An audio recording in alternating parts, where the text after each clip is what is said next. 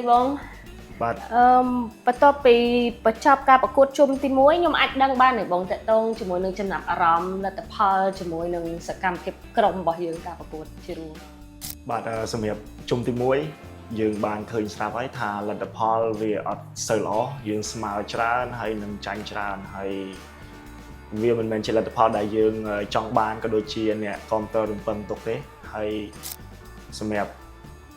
ខ្ញុំដែរសម្រាប់ខ្ញុំហើយនឹងក្រុមទាំងអស់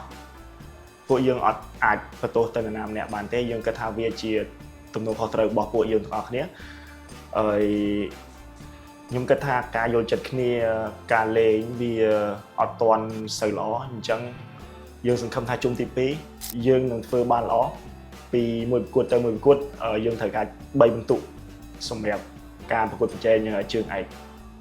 តើតិននឹងការប្រកួតជុំទី1ហាក់មិនសូវជាល្អអញ្ចឹងអ្វីដែលជាការរំពឹងទុកបំផុតសម្រាប់ជើងទី2នេះបាទសម្រាប់ជើងទី2នេះយើងបានឃើញស្រាប់ហើយយើងក៏បានប្រកាសសមាជិកក្រុមគាត់ថ្មីយើងសង្ឃឹមថាគាត់នឹងអាចជួយក្រុមរបស់យើងឈ្នះគ្រប់ប្រកួតសម្រាប់ជើងទី2នេះហើយស្មារតីក្រុមក៏ដូចជា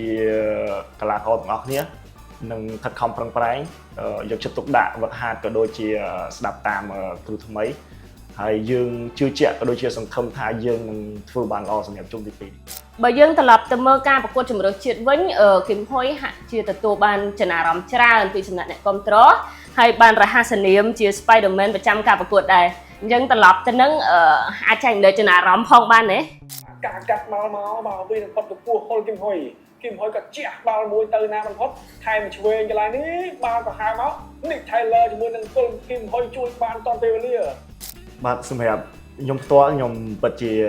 សប្បាយចិត្តខ្លាំងមែនទែនហើយដែលយើងបានកោះហៅចូលជាមួយជាសាស្ត្រថ្មីហើយ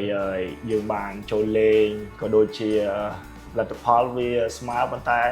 សម្រាប់ performance យើងអាចគិតថាវាល្អដែរខ្ញុំគិតថាវាមួយក្នុងចំណោមការប្រកួតដ៏ល្អរបស់ខ្ញុំជាច្រើនហើយសម្រាប់ Spider-Man ខ្ញុំគិតថាវាជារឿងមួយដែលខ្ពស់ដែលយើងមិនអាចថាខ្ញុំជា Spider-Man អីបានទេប៉ុន្តែខ្ញុំពេញចិត្តសម្រាប់ឈ្មោះហ្នឹងខ្ញុំសប្បាយចិត្តដែលបាននាំភាពរីករាយទៅកាន់អ្នកគាំទ្រហើយខ្ញុំពិតជាអរគុណសម្រាប់អ្នកគាំទ្ររបស់ខ្ញុំដែលគាត់តែងតែជឿទុកចិត្តខ្ញុំទោះបីជាយើងដឹងហើយថាមុនការប្រកួតក៏ដូចជាកោះហៅមានអ្វីកើតឡើងក៏សម្រាប់អ្នកគាំទ្រខ្ញុំមួយចំនួនគាត់នៅតែជឿទុកចិត្តមកលើរូបខ្ញុំហើយខ្ញុំសូមអរគុណគាត់ខ្លាំងមែនទែនហើយសរុបរួមមកសប្បាយចិត្តខ្លាំងមែនទែនសម្រាប់ការប្រកួតជាមួយហុងកុងបាទជាចុងក្រោយគឹមហ៊ុយមានពាក្យពេចន៍អីទៅកាន់អ្នកគាំទ្ររបស់គឹមហ៊ុយផ្ទាល់ក៏ដូចជាអ្នកគាំទ្ររបស់វិសាខាដូចគ្នាដោយសារយើងចិត្តបើកជុំទី2ការប្រកួតបន្ទាប់ជុំទី2របស់យើងហើយមានពាក្យពេចន៍អីដើម្បីឲ្យគាត់ចូលរួមលើកទឹកចិត្តនិងទស្សនាផ្ទាល់ផងដែរសម្រាប់អ្នកគាំទ្រខ្ញុំផ្ទាល់ខ្ញុំពិតជាអរគុណខ្លាំងមែនទែនខ្ញុំមិនដឹងថាមានពាក្យអីគួរតែនិយាយទៅកាន់អ្នកគាំទ្ររបស់ខ្ញុំទេសម្រាប់ការ